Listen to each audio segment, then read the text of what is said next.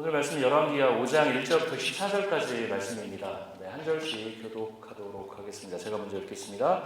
시리아 왕의 군사령관 나아만 장군은 왕이 아끼는 큰 인물이고 존경받는 사람이었다. 주님께서 그를 시켜 시리아에 구원을 베풀어 주신 일이 있었다. 나아만은 강한 용사였는데 그만 나병에 걸리고 말았다.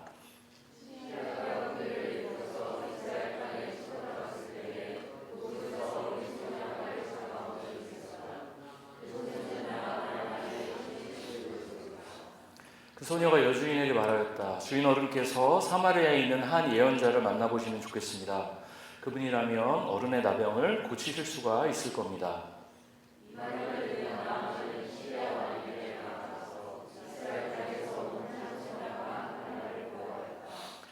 시리아 왕은 기꺼이 허락하였다. 내가 이스라엘 왕에게 편지를 보내겠으니 가보도록 하시오. 나아만은 은 10달란트와 금 6,000개와 옷 10벌을 가지고 가서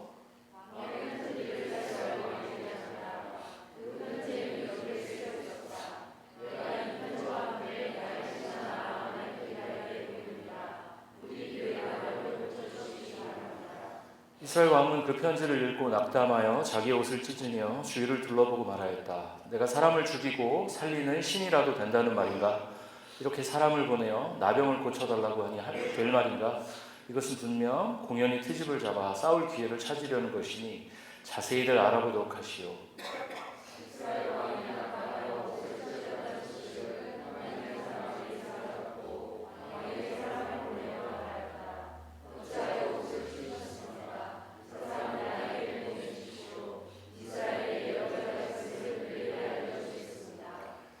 나아만은 군마와 병거를 거느리고 와서 엘리사의 집 문 앞에 멈추어 섰다.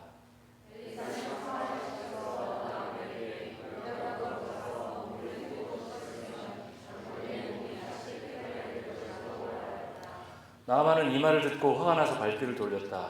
적어도 엘리사가 직접 나와서 정중히 나를 맞이하고 주 그의 하나님을 부르며 상처 위에 직접 안수하여 나병을 고쳐 주어야 도리가 아닌가.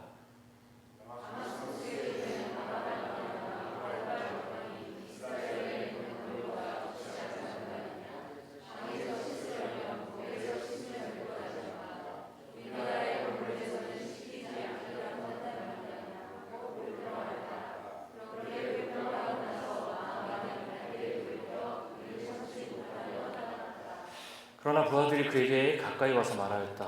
장군님, 그 예언자가 이보다 더한 일을 하라고 하였다면 하지 않으셨겠습니까? 다만 몸이나 씻으시라는데 그러면 깨끗해진다는데 그것 좀 못할 까닭이 어디에 있습니까?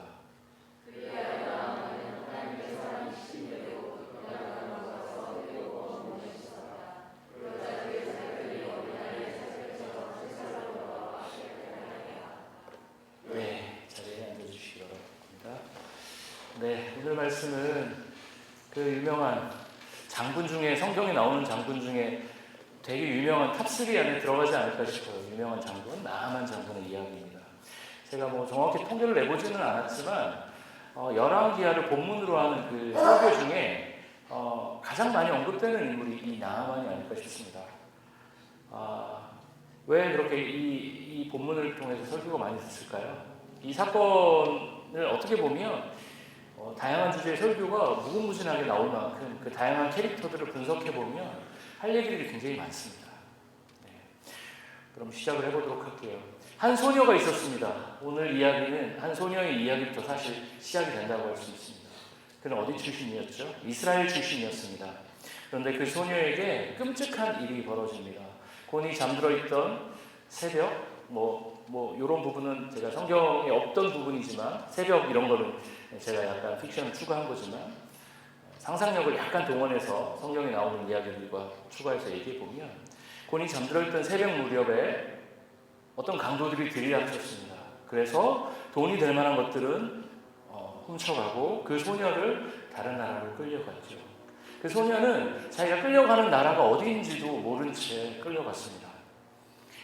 그녀는 어땠을까요? 두려움에 떨 수밖에 없었습니다. 그러던 어느 날 그 소녀는 어느 부잣집의 시녀가 되었습니다. 그녀는 어떤 것도 선택할 수 없었습니다. 가라고 하면 가고 먹으라면 먹고 자라고 하면 자는 그런 신세였습니다. 그는 부잣집 안주인의 시녀가 되어서 시녀로서의 역할에 최선을 다했습니다. 하루 종일 고된 일을 마치고 저녁에 잠자리에 누워서 이불을 덮으면 고향에 두고 온 어머니 생각이 나서 눈물을 흘리며 고향을 그리워하던 사람이었습니다. 그녀는 그런데 하나님을 신실하게 믿는 사람이었습니다. 그러나 그 신실한 믿음에 대한 하나님의 반응은 뭐였을까요? 포로 생활이었고요, 시녀 생활이었습니다. 그는 하나님께 따졌습니다. 그녀는 하나님 도대체 왜 이러시죠?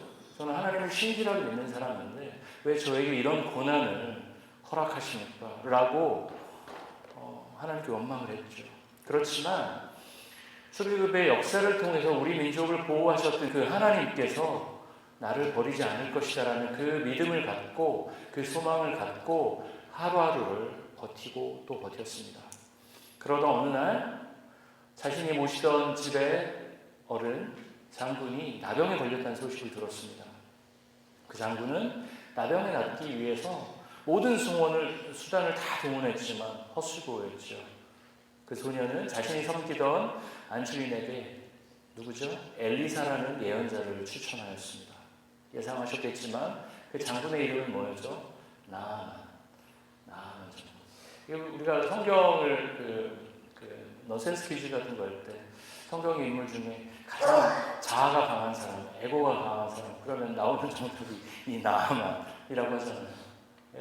이 사람은 여기서 볼 때도 약간 에고가 강해 보이죠. 한 칼에 자존심 있는 사람 같습니다. 이 나아만 장군은 어땠을까요? 그 이스라엘에서 끌려온 소녀 그의 이야기라도 썩은 동아줄이라도 잡는 심정으로 어떻게 해요? 엘리사를 만나러 가기로 결정했습니다. 나병이 심해져서 아마도 손에 칼을 쥐기도 힘들었을 것입니다. 나아만이 섬기던 이 시리아 왕은 이스라엘 왕에게 편지를 씁니다. 편지의 내용은 무엇이죠? 내가 선물을 두둑히 보낼 테니 나아만 장군이 병을 나을 수 있도록 고칠 수 있도록 도와주시오.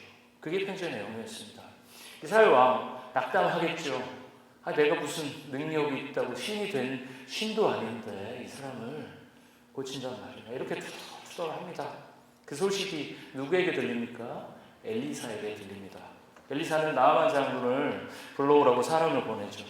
나아만 장군이 드디어 엘리사의 집 앞까지 다다르게 됩니다. 그런데 엘리사는 어떻게 반응합니까? 귀한 손님이 왔는데 거의 문전박대 비슷한 식으로 나와보기는커녕 다른 사람을 시켜서 요단강에 몸을 7번 씻으라고 그렇게 말합니다. 사실 이 엘리사의 입장에서는 얼마나 기가 막힐까요? 나아만 장군은 너무나 불쾌했겠죠. 그 길로 발길을 돌렸습니다. 그때 나아만 장군의 부하들이 그를 말리죠. 아니 장군님, 몸을 7번 씻는 게 그렇게 어렵나요? 이때 요단강까지 그리고 나아만 장군이 엘리사가 있었던 곳을 사마리아라고 추정했을 때는 직선거리로 한 30km 정도 되는 거리입니다. 말을 타고 갔을 때 몇 시간 가면 수고를 해야 되죠. 강이 바로 옆에 있는 게 아니었습니다. 그렇지만 말을 타고 가서 몸을 씻는 게 그렇게 어려운 일이 아니지 않습니까? 하시죠. 어떻게 합니까? 나아만 장군은 부하들의 간곡한 요청을 받아들입니다. 요단강에서 7번 몸을 씻습니다. 1번, 2번, 3번, 4번. 기미가 전혀 보이지 않습니다. 의심이 생기겠죠. 뭐야 변화가 없네. 5번, 6번. 6번쯤 됐을 때 저 같으면 제가 나아만 장군이었으면 한쪽에는 칼을 집었을 것 같습니다. 그리고 안 되기만 해봐. 내가 엘리사의 목을 날리겠다. 나아만 장군 그 정도 권력이 있었던 사람이었습니다. 나에게 이런 수모를 주었어 라고 생각했을 겁니다. 그런데 7번째 몸을 씻었을 때 그의 병이 나았습니다. 여기서 이 나병은 성경에서 얘기하는 여기서 나병은 우리가 얘기하는 한센병과 이퀄로 보지는 않는 것 같습니다. 학자들은 심한 피부병을 대부분 나병이라고 여기서 표현을 하고요. 그렇지만 이 정도로 심하게 다른 나라에까지 가서 치료를 할 정도면 굉장히 심각한 상태인 거죠. 근데 그가 여기 보면 거짓말같이 그의 피부가 회복되었다라고 얘기를 하고 있습니다. 여기까지가 우리가 아는 나아만 장군의 이야기죠. 많이 들어보셨을 거예요. 네, 저는 오늘 이 나아만 장군의 이야기를 오늘 설교의 제목처럼 보냄받은 자로서 살아가는 삶이라는 주제와 연결해서 보려고 합니다. 네, 20세기 통틀어서 가장 영향력 있던 신학자 한 명만 꼽으라고 한다면 20세기 통틀어서 한 명만 꼽는다고 하면 많은 사람들이 칼 바르트라는 이름을 떠오릅니다. 그 칼 바르트가 하나님은 어떤 분이다, 하나님은 이런 분이다라는 하나님의 특성을 이야기할 때 하나님은 행동하시는 하나님이라고 얘기를 했습니다. 하나님은 세상을 창조하고 못 본 채 하고 거리를 두는 상태에서 인간들이 괴롭게 살든 어떻게 하든 이렇게 내버려 두는 것이 아니라 하나님은 섭리하고 역사하시고 행동하시는 분이 하나님이라는 것입니다. 이 하나님의 행동의 결과 중에 가장 중요한 게 무엇이었을까요? 성부가 성자 예수님을 이 땅에 보내셨고요. 성부와 성자가 성령 하나님을 이 땅에 보내셨습니다. 즉 결론적으로 얘기하면 삼위일체 하나님은 계속해서 보내는 하나님입니다. 성경 66권을 보면 하나님께서 사람들을 끊임없이 보내시죠. 요한복음 17장에서 성자를 예수님을 보낸 것에 대해서 나왔고요. 성자 예수님이 교회를 믿는 사람들을 세상으로 파송하는 보내는 것에 대한 이야기들이 나옵니다. 그래서 그리스도인이 된다는 것은 무엇이죠? 첫 번째 정체성 중에 하나가 보냄받은 자라는 것이죠. 세상으로 보냄받은 자라는 겁니다. 그럼 오늘 본문으로 들어오겠습니다. 오늘 본문에서 하나님은 누구를 보내시죠? 네, 여러 명을 보냅니다, 사실. 그런데 누굴 보내시죠? 주인공을 얘기할 수 있겠죠. 나아만 장군. 이 나아만 장군, 오늘 본문에서 설명하는 것처럼 시리아 왕의 총애를 받던 사람입니다. 신임을 받던 사람입니다. 그런데 나아만의 인생에서는 그냥 저절로 굴러가는 게 아니라 1절에 보면 하나님의 개입이 적극적으로 드러납니다. 1절 같이 한번 읽어볼까요? 시작. 시리아 왕의 군사령관 나아만 장군은 왕이 아끼는 큰 인물이고 존경받는 사람이었다. 주님께서 그를 시켜 시리아에 구원을 베풀어 주신 일이 있었다. 나아만은 강한 용사였는데 그만 나병에 걸리고 말았다. 시리아가 위기에 처한 적이 있었던 것 같습니다. 이 본문을 보면 어떻게 해석할 수 있을까요? 그런데 그 위기의 순간에 나아만 장군이 마치 이순신 장군처럼 시리아를 위기에서 건져나 봅니다. 그런데 오늘 본문은 이 역사들이 나아만 장군의 탁월한 개인기, 그의 전투력에 기반한 것이 아니라 하나님께서 구원을 베푸셨다라고 얘기하고 있습니다. 하나님의 섭리와 개입으로 이루어졌다고 말하고 있습니다. 기본적으로 구약 성경은 이스라엘이라는 민족을 중심으로 이루어지지만 하나님께서는 이 나아만 장군 같은 이방인들을 통해서도 역사하고 계셨습니다. 나아만은 큰 권세는 가졌지만 나병이라는 큰 핸디캡을 갖고 있었습니다. 나아만은 오늘 그래서 보내심을 받았죠. 어디로, 지리적으로 보면 어디로 보내심을 받았죠? 시리아에서 이스라엘로 보내심을 받았습니다. 그러나 물리적으로 보내심 받은 것보다 더 중요한 것은 그가 시리아의 권력자에서 결핍이 많은 중환자로 어떻게 보면 보냄받은 것이죠.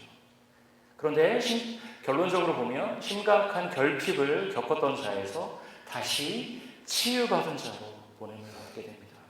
오늘 본문 이후에 나오지만 나아만은 병이 나온 후에 어떻게 할까요? 오늘은 병이 낫는 것까지만 저희가 살펴봤지만 제가 어제 카톡창에 말씀드렸지만 5장 전체를 꼭 읽어오시라고 부탁을 드렸죠. 15절을 한번 보여주시면 나은 이후에 직후에 어떻게 될까요? 나아만과 그의 수행원이 하나님의 사람에게로 되돌아와서 엘리사 앞에 서서 말하였다. 이제야 나는 온 세계에서 이스라엘 밖에는 하나님이 계시지 않다는 것을 알게 되었습니다. 부디 예언자님의 종인 제가 드리는 이 선물을 받아주십시오 라고 아주 겸손하게 그의 위대한 신앙 고백을 합니다. 그의 삶이 완전히 바뀌었죠. 당시 고대 근동의 삶에서 세상의 모든 것들에 그 당시 사람들은 신이 깃들어 있다고 생각했습니다. 다신교적 세계관이 대세였죠. 그런데 그가 한 분 하나님을 믿는다고 신앙 고백을 하고 있습니다. 세상적으로는 아쉬울 게 없는 권력자였습니다. 그러나 그는 자기 안에 있는 결정적 결핍 앞에서 어쩔 줄 몰라 하고 있었죠. 그리고 그 결핍은 결국 그를 하나님께 인도하는 결정적인 계기가 되었습니다. 나만에게 이 나병이라는 아픔은 결국 그를 하나님께로 인도하는 축복이 되었죠. 하나님께서 지금 이 본문을 쭉 읽어보면 어떤 하나님께서 나아만의 삶을 계속 끌고 인도해 가신다는 것이 5장 전체에 나옵니다. 1절부터 뭐라고 되어 있어요? 그냥 전투가 용맹하게 잘 싸웠다가 아니라 하나님께서 그를 통해서 구원을 허락하셨다고 얘기하고 있습니다. 하나님께서 나아만을 빚고 계신 것이죠. 여러분의 삶을 빚어가시는 것처럼 이 사람을 빚어오고 계신 것이죠. 하나님께서 사람들을 빚어가시는 과정은 참 다양합니다. 그러나 오늘 본문처럼 하나님께서는 아쉬울 것 없는 사람들에게 때로는 결핍을 허락하기도 하십니다. 왜 그럴까요? 결핍과 아픔과 고통이 없으며 우리는 웬만하면 하나님께 엎드리지 않기 때문입니다. 내가 쌓아놓았다고 착각하는 그 결과물들에 취해서 살아가기 때문입니다. 그럴 때 하나님은 오늘 나만에게 다가오신 것처럼 말씀하시죠. 나와 함께 가자. 그렇게 말씀하십니다. 여러분, 오늘 나아만 장군의 선택을 보면서 어떤 마음이 드셨나요? 처음 이스라엘 여종에게 그 이스라엘에 있는 예언자에게 가십시오. 그가 당신을 낫게 하실 겁니다. 그가 하나님의 능력을 힘입은 자입니다.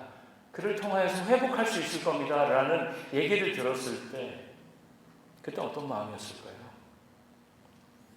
그리고요, 그 용기를 내서 엘리사 앞까지, 집 앞까지 찾아왔어요. 그런데 그가 나와보지도 않아요. 사람을 보내서 요단강에서 7번 씻으라고 했을 때 어땠을까요? 저 같으면 저는 이 본문을 읽으면서 여러 번 읽으면서 예전에도 읽으면서 이스라엘 여종의 얘기를 듣기보다는 그 당시에 존재하던 나병의 어떤 진통제 같은 걸 먹으면서 남은 시간에는 내 권력을 누리면서 더 쾌락적인 삶을 살았을 것 같습니다. 본질적으로 병이 낫는 것을 고민하기보다는 지금 눈앞에 있는 아픔을 잊게 해주는 다른 즐거움을 찾으면서 그 시간을 버텼을 것 같아요. 그래도 나한테는 권력이 있어. 그래도 나한테는 이게 있잖아. 라고 하면서 이 시간을 다른 즐거움으로 채웠을 것입니다. 그러나 나아만은 그 당시에는 잘 몰랐지만 하나님께서 치유의 자리로 보내는 그 모든 과정에서 하나님께 순종했습니다. 당시에는 이 나아만이 난 여기에 가면 100% 나을 거다라는 확신을 갖고 갔을까요? 저는 그렇진 않았을 것 같습니다. 당시에는 이게 맞나? 반신반의하면서 걸어갔겠죠. 말을 타고 갔겠죠. 그렇지만 그는 자신에게 주어진 그 보내심의 순간에 성실하게 참여했습니다. 여러분, 여러분의 삶의 인생의 어떤 선택의 보내심의 자리에서 이게 하나님께서 나에게 보내주신 하나님의 길이다라고 100% 확신하면서 걸어갔던 적이 많으십니까? 그렇지 않은 경우가 많죠. 더듬더듬 가다 보면 하나님께 이 순간을 통해서 이 한 걸음 한 걸음을 통해서 나를 보호하셨구나라는 것들을 느끼게 되는 것이죠. 나아만은 자신에게 주어진 그 보내심의 순간에 성실하게 반응했습니다. 그리고 그곳에서 자유와 회복, 치유와 회복이 일어났습니다. 그런데 하나님이 수천 년 전에 이스라엘 땅에서 나아만을 치유하시고 회복하신 것처럼 지금도 우리 삶에서 하나님은 우리를 치유와 회복의 자리로 초대하십니다. 여러분, 복음이 무엇입니까? 복음이 뭐죠? 복된 소식이죠. 기쁜 소식이죠. 오늘 나아만에게 복된 소식은 뭘까요? 첫 번째로 복된 소식이 뭘까요? 치유를 받는 것입니다. 나병이 낫는 것입니다. 그리고 본질적으로 그 치유를 통해 나아만은 다양한 신들이 분할해서 통치하는 이 세상이 아니라 오직 유일한 여호와 하나님이 통치하신 세상이 우리가 살고 있는 세상이구나라는 것들을 너무 명확하게 깨달았습니다. 이 세상을 통치하시는 분이 어떤 영역을 담당하는, 한 부분을 담당하는 신이 아니라 오직 한 분 유일한 하나님이라는 것을 깨달았습니다. 그리고 그의 삶의 방향이 바뀌었습니다. 내가 다른 신을 섬기지 않겠고 온전히 한 분 하나님만을 섬기겠다고 다짐합니다. 그런데 그가 회심하게 된 과정에서 그가 했던 노력이 뭐죠? 그가 했던 노력의 전부는 뭡니까? 요단강에서 7번 씻는 것이었습니다. 그냥 선지자를 찾아가서 기분이 좀 나빴지만 한번 꾹 참고 요단강에서 샤워 7번 한 게 전부입니다. 그의 노력과 수고로 구원과 회복을 이룬 게 아니라 치유와 회복이 그에게 선물처럼 주어진 것입니다. 그런데 하나님은 오늘도 우리에게 그 치유와 회복을 선물해 주고 싶어 하십니다. 물론 하나님은 우리에게 꽃길만 허락하는 것은 아닙니다. 때로는 우리가 직면하는 현실이 고단하죠. 재정적인 문제, 관계적인 문제, 육체적인 문제. 그러나 중요한 것은 하나님께서는 우리를 지금도 치유와 회복과 자유의 길로 인도하고 계시다는 사실입니다.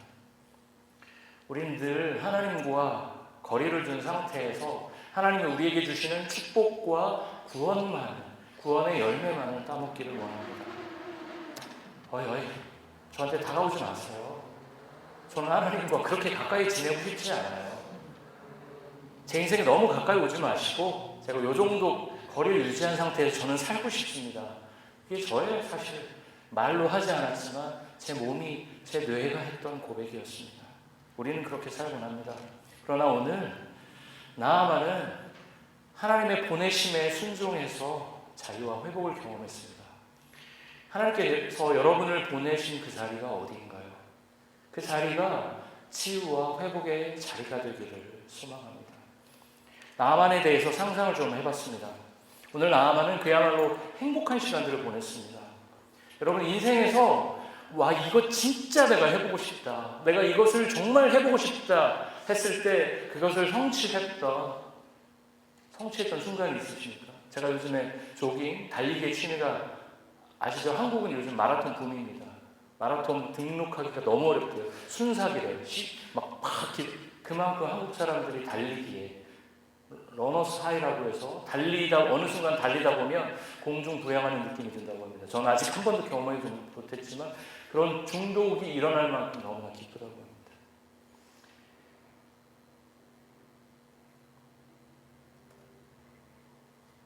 행복한 시간을 보냈죠. 나만은 행복한 시간을 보냈습니다. 저도 요즘에 달릴 때 굉장히 행복해요. 나만은 자기의 평생 소원, 와 이게 이루어졌어 라고 하면서 진짜 얼마나 눈물을 펑펑 흘렸을까요? 이 나만의 그 자유의 시간, 회복의 시간을 상상해 보면 와 됐어, 내 인생이 드디어 회복됐어. 여러분 이런 순간이 있으십니까? 어떤 성취를 극적으로 해보는 순간. 제가 달리기를 왜 얘기했냐면, 제가 그 얘기를 여기 온거였던 애들이 그랬는데 왜 얘기했냐면 제 목표가 생겼습니다. 제가 지금은 10km 뛰는 것도 간당간당 하거든요. 풀코스를 해야겠다. 42.19km를. 그리고 풀코스 중에도 풀코스를 그냥 하는 게 아니라 서브4라고 해서 SUV4라고 해서 4시간 이내에 풀코스를 다 뛰는 게 저의 1차 목표가 됐습니다. 42.15km를 4시간 안에 다 뛰면 진짜 거기서 느끼는 그 성취감과 그 희열은 정말 말도 못할 것 같아요. 5km 처음 뛸 때도 힘들었거든요. 5km를 다 뛰고 너무나 행복했습니다. 10km 더 그러겠죠. 하프 마라톤 21km 더 그러겠죠. 오늘 이 나아만은 정말 아까 러너스 하이라고 공중 부양한다고 그랬죠. 정말 말을 타지만 공중에 떠서 이렇게 고향으로 돌아갔을 겁니다. 그곳에서 뭘 했을까요? 잔치를 벌였을 겁니다. 몇 날 며칠 내가 나왔다, 다 오라고 해. 동네 홈리스 다 오라고 해. 내가 다 먹여줄 거야. 다 오라고 해. 그랬을 겁니다.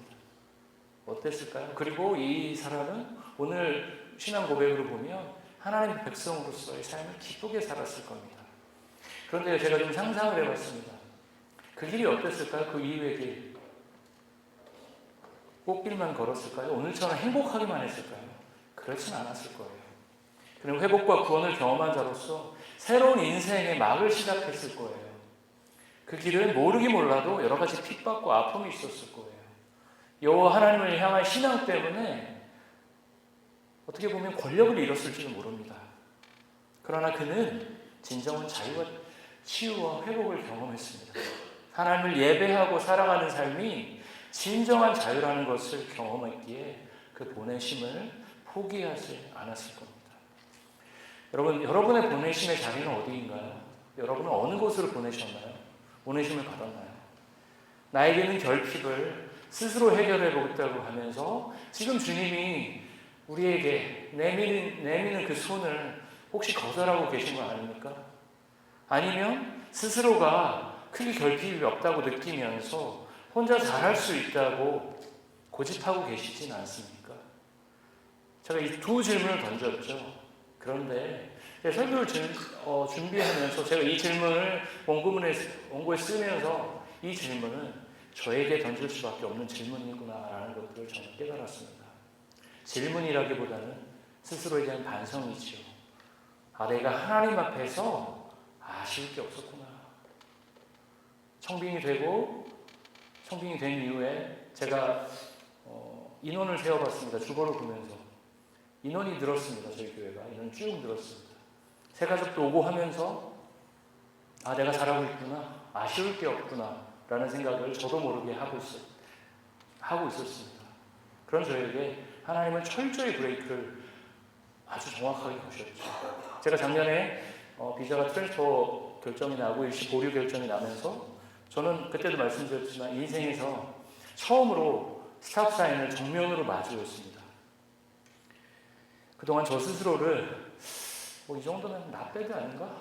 나쁘지 않지 라는 사역자라고 규정하면서 이 정도면 괜찮지라고 스스로를 위로하면서 사역했습니다. 나만의 이야기를 비유해 보겠습니다. 이런 저의 상태는 어떠냐면 나만의 이야기로 비유해 보자면 요단강까지는 갑니다. 그리고 그곳에서 몸을 씻어요. 한 번, 두 번, 세 번, 네 번. 일단 요청받은 7배 절반은 채웁니다. 절반은 과반수는 해야 한 것 같잖아요. 그리고 이 정도면 난 할 만큼 한 것 같은데 라고 생각하면서 요단강에서 나옵니다. 제가 딱 그랬던 것 같습니다. 일단 요단강에서 4번 몸을 씻는 것 잘못된 행동입니까? 4번 씻는 것까지 좋았습니다. 그렇지만 끝까지 가지 않은 것이죠. 하나님께서 이 공동체로 저를 보내셨을 때 그 부르심 가운데 끝까지 제가 할 수 있는 것들 밀어붙이지 않고 4번에서 딱 멈췄습니다. 4번 몸을 씻는 것도 나쁘지 않지만 거기서 멈춘 게 문제죠. 저같이 기름 많은 사람은 자주 씻어야 됩니다. 4번 씻은 것도 좋아요. 그렇지만 7번까지 갔어야죠. 하나님이 원하시는 것은 보냄받은 자리에서 신실한 순종의 삶을 사는 것입니다. 신실한 순종의 삶을 살 때 사탄은 우리를 공격합니다. 너 왜 그렇게 힘들게 그러고 있냐? 그냥 자유롭게 지내. 남들처럼 편하게 해. 저에게도 사단은 그렇게 끈질기게 지금도 유혹합니다. 그러나 우리에게 진정한 자유는 보냄받은 자리에서 주어진 사명을 충실히 감당할 때 경험할 수 있습니다. 제가 지난주에 여기 계신 예배 끝난 후에 간식 시간이나 이럴 때 여기 계신 분들이 교회에서 어떻게 지내시는지 이렇게 한번 관찰을 해봤습니다. 다들 각자의 자리에서 정말 최선을 다하고 계시구나라는 것들을 저는 다시 한번 확인할 수 있었습니다. 각자의 서 있는 자리는 조금 다를 수 있겠죠. 4번 씻는 분, 5번 씻는 분, 6번 씻는 분, 각자의 자리는 다 다를 수 있습니다. 그렇지만 4번 씻던 분이 6번 씻으려고 하고 6번 씻던 분이 7번 씻으려고 애를 쓰는 것들을 볼 수 있었습니다. 어떻게든 빈자리를 채우려 애쓰고 있고 소외된 분들이 없는지 살피는 분들도 많았습니다. 그러나 사단은 우리를 또 공격할 겁니다.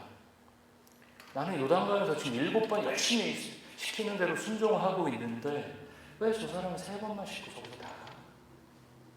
자기는 할 일 다 했다면서 왜 나가는 거야? 라고 사단은 우리에게 거짓 메시지를 던집니다. 그때 우리는 세 번만 씻고 나가는 사람을 원망할 게 아니라 여전히 함께 7번 씻고 있는 분의 손을 잡으며 치유와 회복이, 자유와 회복이 우리 공동체 안에, 우리가 속한 가정 안에서, 우리가 섬기는 곳에서 일어나기를 기대하며 걸어가야 합니다. 그런데 열왕기하 5장에서 이 보냄받은 사람은 나아만 장군만 있었던 게 아닙니다. 설교 초반에 언급했던 소녀는 이스라엘 땅에서 시리아로 보냄을 받았습니다. 개인적으로는 너무나 고통스러운 시간을 보냈겠죠. 그러나 그는 여전히 자유와 회복의 근원이 오직 한 분 하나님이라는 것을, 그 사실을 놓치지 않았습니다.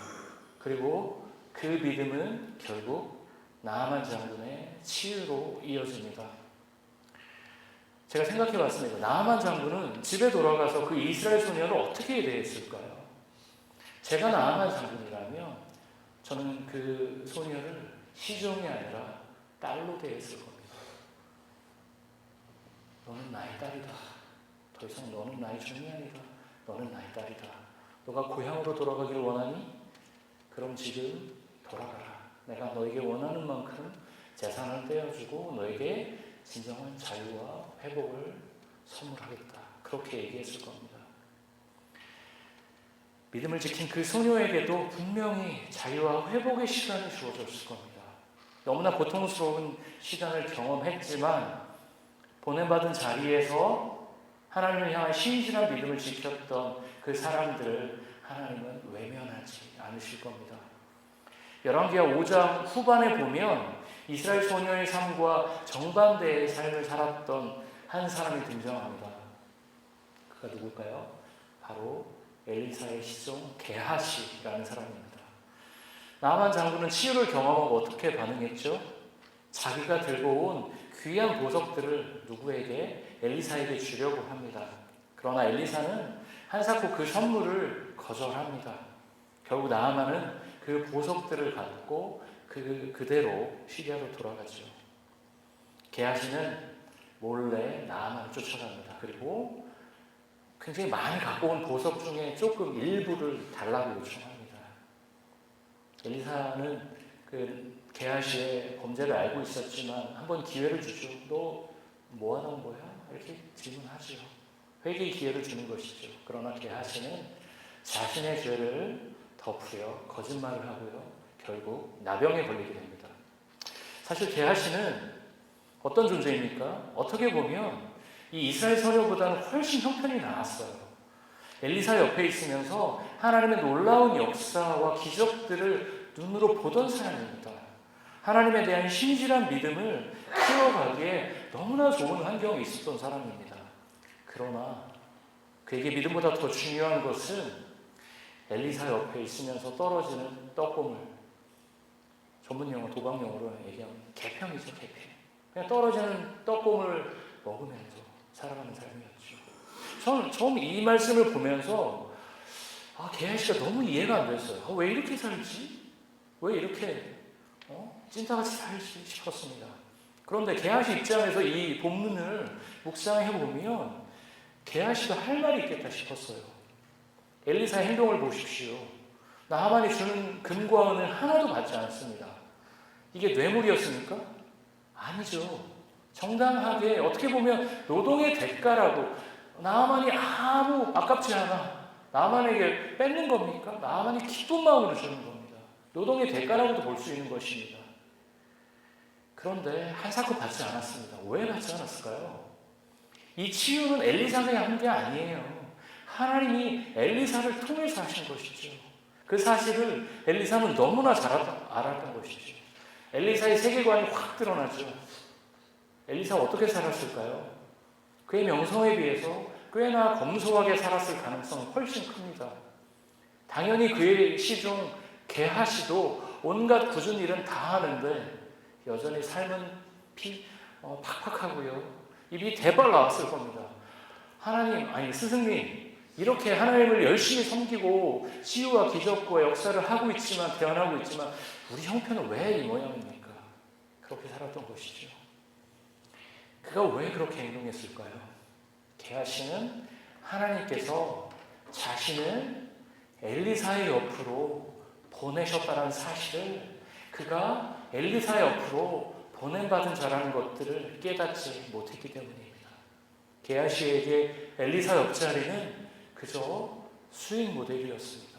그런데 수익이 자기 예상보다 못 미치자 사고를 친 것이죠. 네, 여러분 어디로 보냄받으셨나요? 여러분의 보냄받은 자리는 어디신가요? 이스라엘입니까?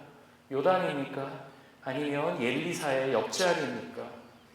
그 자리가 화려한 자리든 주목받는 자리든 아니면 주목을 받지 못하는 자리든 그것은 하나도 중요하지 않습니다. 하나님 앞에서 얼마나 진실하게 그 보냄받은 자리에서 살아가느냐가 우리에게 중요합니다. 오늘 이스라엘 소녀를 묵상하는데 저는 오버랩되는 인물이 한 명 딱 있었습니다. 누굴까요? 제가 퀴즈 하나 내볼까요? 누굴까요? 뭐 여러 명이 오버랩될 수도 있지만 저는 요셉이었습니다. 다른 나라로 팔려왔고요. 당시 권력자의 집에서 시종으로 살았죠. 비슷합니다. 그리고 하나님은 이 시종과 여종과 요셉을 하나님은 귀하게 사용하십니다. 그런데 귀하게 사용하는 방식이 달라요. 이 여종은 성경에서 이름도 없이 조용히 사라져 더 언급되지 않습니다. 요셉은 어떻게 될까요? 창세기 후반부를 장식하는 아주 주목받는 인물이 됩니다. 그의 이름은 지금도 우리에게 지금 제 입에서 나오고 있죠. 그러나 하나님이 유명세에 따라서 이스라엘 소녀와 요셉을 차별하실까요? 그렇지 않습니다. 하나님은 우리가 어디에 서 있든 그곳을 하나님이 보내시는 곳으로 받아들이고 그곳에서 신실한 하나님의 종으로 살아가기를 원하십니다. 이제 말씀을 정리하려고 합니다. 아까 말씀드렸듯이 성부 하나님은 성자 예수님을 이 땅에 보내셨습니다. 성부와 성자 하나님은 성령 하나님을 이 땅에 보내셨습니다. 또한 성자 예수님은 우리 믿는 이들의 공동체 교회를 세상으로 보내셨습니다. 그러므로 우리는 주님께 보냄받은 사람들입니다. 우리가 보냄받아서 선 이 자리가 진정한 자유와 치유와 회복이 일어나는 자리이길 기도합니다. 주님은 우리에게 각자의 요단강에서 3번만, 4번만 몸을 씻고 나오는 걸 원하지 않으십니다. 이 정도면 됐다 하고 나오는 걸 원하지 않으십니다. 때로는 그 뜻을 우리가 다 이해할 수 없지만 주님이 원하시는 대로 7번 요단강에 몸을 담으며 주님께서 치유하시기를 기다려야 하는 시간들이 있습니다. 인내가 필요한 시간이 있습니다. 보냄받은 자는 인내의 7번을 기다리며 주님의 회복을 기다리는 사람들입니다. 오늘 등장한 인물들의 여생은 어떻게 됐을까요? 저는 성경을 읽으면서 상상을 많이 하거든요. 그 이스라엘 소녀는 어떻게 됐을까요? 기쁜 마음을 갖고 이스라엘로 돌아갔을까요? 아니면 나만 장군 옆에 있었을까요? 저라면 돌아갔을 것 같아요. 부모님, 형제, 자매, 친구들한테로 돌아가지 않았을까요? 자유가 허락됐으며 돌아가서 어떻게 지냈을까요? 굉장히 행복하게 지냈을 수도 있고요. 그런 생각도 해봤습니다. 이중첩자를 몰리지 않았을까? 그래서 갑자기 고난을 겪지 않았을까? 저는 이런 소설들이 더 많이 나오면 좋겠다. 성경을 배경으로 한 그런 생각을 하는데요. 나아만은 어땠을까요? 이방 땅에서 외롭게 하나님을 예배하는 건 기본적으로 고난을 깔고 사는 것이죠.